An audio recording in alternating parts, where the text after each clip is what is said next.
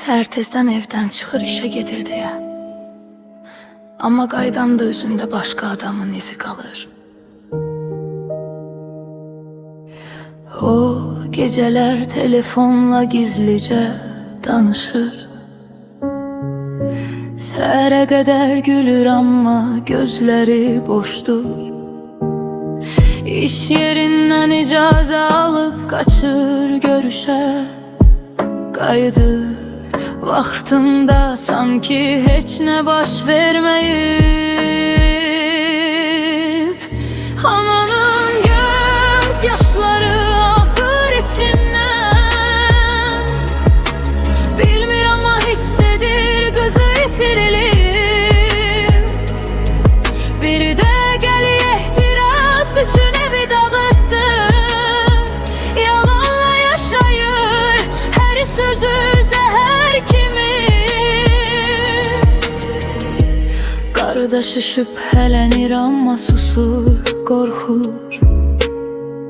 Əgər desəm ana qırılar, ev dağılar deyir. O anaya ana hər şey yaxşıdır deyir gülümsəyərək. Amma ürəyi qan ağlayır, çünki bilir həqiqəti. Uşaqlarda hiss edir balaca qız soruşur. Ana niyə gecələr ağlayırsan yuxuda? O qucaqlayır onları yuxu gördüm deyir. Amma yalanın ağırlığı altında eyilir.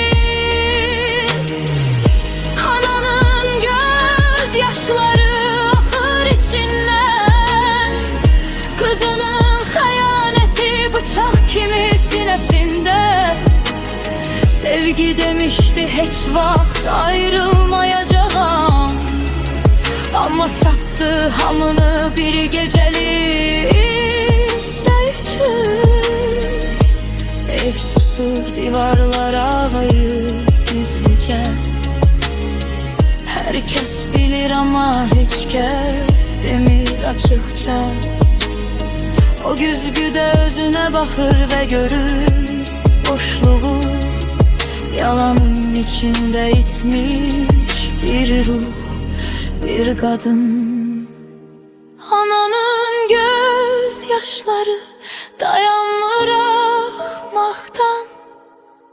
Kızım niye belə ettin, niye bizi yandırdın?